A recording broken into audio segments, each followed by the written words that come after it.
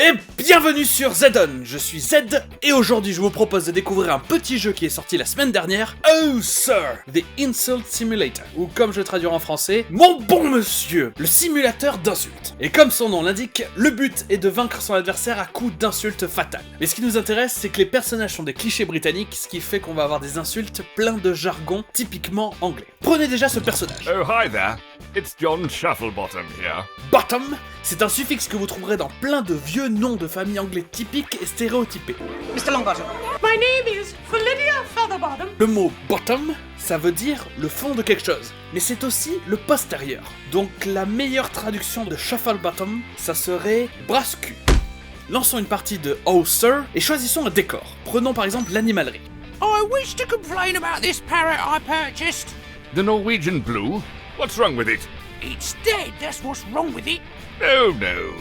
He's resting. Et ça, c'est bien sûr une référence à un fameux sketch des Monty Python. That's the Norwegian blue. What's wrong with it? I'll tell you what's wrong with it. It's dead, that's what's wrong with it. Ok, tentons de construire une insulte dévastatrice. Qu'est-ce qu'on a? Ouais, votre acteur de James Bond favori. Hein, ensuite, on va enchaîner avec Kick the Bucket. Littéralement, ça veut dire mettre un coup de pied dans le seau. C'est une expression familière très répandue pour dire mourir. Donc, l'insulte ça donne... Your favorite Bond actor will soon kick the bucket. Ok, c'est pas fameux, on réessaye. Ok, on va commencer par prendre... Oh, on va remettre les blagues Yo Mama à la mode. Yo mama, so old, her last name is Asaurus. Ensuite, on va enchaîner avec... ça. On a deux choses dans cette phrase. Les Britanniques vont écrire certains mots comme color, O-U-R, alors que les Américains vont l'écrire O-R. C'est la même chose pour par exemple neighbor ou honor. Et telly, c'est un terme très britannique pour dire la télé. Watch a bit of telly, go to bed. Ok, et on va finir avec... ce qui est sûrement une référence à un autre sketch légendaire des Monty Python.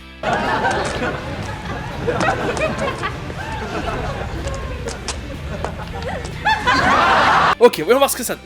Your mother doesn't own a colour telly and walks silly.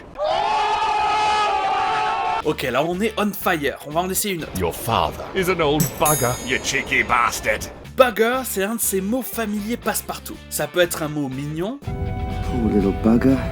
ou une interjection grossière, Hey, bugger off. mais ici ça veut dire casse-pied. Et cheeky, c'est un mot bien anglais pour dire insolent. Et bastard, c'est bâtard. Ok, on va voir vite fait d'autres insultes qu'on peut trouver dans le jeu. Your mother farted on the communists. You pillock. You lying git. Some bloody menger. Mais je voudrais surtout m'intéresser à ce mot-là, bloody. Bloody, ça veut dire quelque chose qui est plein de sang, mais ça a une signification très spécifique aux Britanniques. C'est un adjectif que vous trouverez hyper souvent dans des films et séries anglaises, et on peut le traduire par foutu. Take the bloody shot. Donc vous allez pouvoir quelques mots et insultes qui sont spécifiques au Royaume-Uni. Et dans le jeu, rien qu'en essayant de quitter une battle d'insultes, on se fait insulter de Poxy Chicken Hearted Buffoon. En clair, en français, c'est un bouffon peureux et ridicule. Et merci à tous d'avoir suivi cet épisode geek de Zedon. Et sur ce, je vous dis à la semaine prochaine!